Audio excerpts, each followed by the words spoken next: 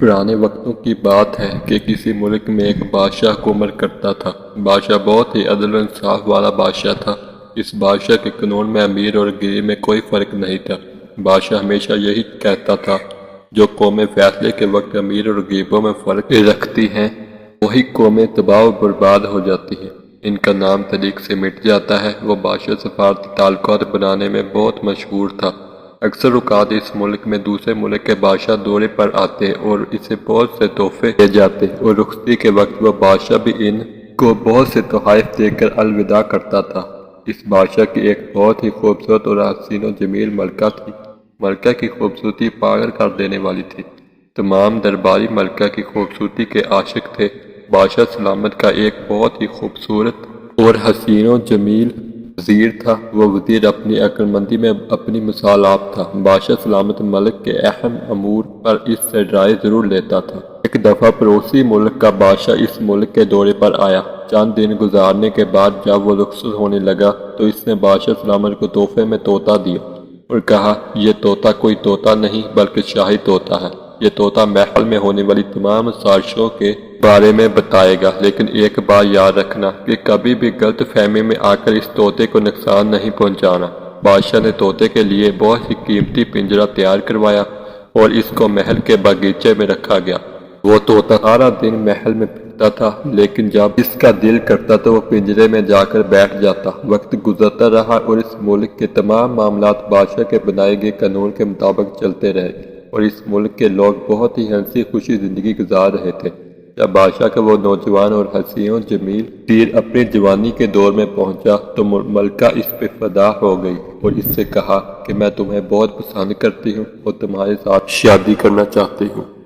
وہ وزیر بہت ہی شریف اور عقل مند تھا۔ اس نے کہا، میں اپنے بادشاہ سلامت کے ساتھ خودداری نہیں کر سکتا، اب مجھے جانے دیں۔ لیکن پھر ملکہ کے حسن میں قید ہو گیا اور ہر رات ملکہ اس نوجوان وزیر کو ایک علیحدہ کمرے میں بلاتی اور ساری رات اس کے ساتھ غلط کام کرتی رہتی۔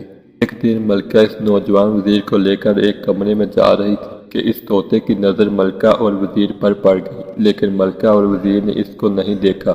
جب صبح ہوئی تو طوطا بادشاہ سلامت کے پاس گیا اور کہا، بادشاہ سلامت، ملکہ آپ کے ساتھ غداری کر رہی ہے۔ یہ سن کر بادشاہ کو بہت غصہ آیا، لیکن پھر اسے اس بادشاہ کی بات یاد آ گئی۔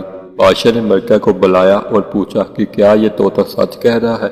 تو ملکہ نے کہا، آپ کا یہ طوطا بالکل جھوٹ بول رہا ہے۔ میں نے طوطے سے پہلے کبھی آپ سے غداری کی بھی جو اب کروں گی۔ بادشاہ سلامت نے کہا، مجھے تو کچھ بھی سمجھ نہیں آ رہا۔ ملکہ نے کہا، بادشاہ سلامت، آپ اپنی عقل کا استعمال کریں کہ پڑوسی ملک کے بادشاہ کی یہ کوئی چال ہے۔ وہ اس طوطے کے ذریعے آپ کو کمزور کرنا چاہتا ہے، پھر آپ کے ملک پر حملہ کرنا چاہتا ہے، اور یہ طوطا آپ کی جاسوسی کر کے اس بادشاہ کو ضرور بتاتا ہوگا۔ بادشاہ بڑا حیران اور پریشان ہوا اور اس نے ملکہ کو کہا کہ تمہیں اپنی بات صابر کرنی ہوگی۔ ملکہ نے کہا، طوطے کی موجودگی میں اپنے وزیر سے اپنے ملک کے امور پر بات کرو گے، اور اگر وہ بات محل سے باہر گئی تو آپ سمجھ لینا کہ یہ طوطا توقعدار ہے۔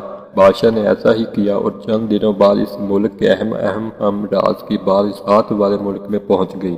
جب بادشاہ نے یہ سنا تو اسی وقت تیز خنجر سے اس طوطے کی گردن اڑا دی اور ملکہ اپنی چال میں کامیاب ہو گئی۔ لیکن طوطے کو مارنے کے بعد پھر بھی بادشاہ سلامت کو چین نہیں آیا، اور اس طرح بادشاہ سلامت کی بے چینی بڑھتی رہی۔ ایک رات بادشاہ سو رہا تھا، خواب میں دیکھا وہ طوطا درخت پر بیٹھا رو رہا ہے۔ اس بے چینی میں بادشاہ بڑا پریشان ہوا اور بادشاہ کی آنکھ کھل گئی۔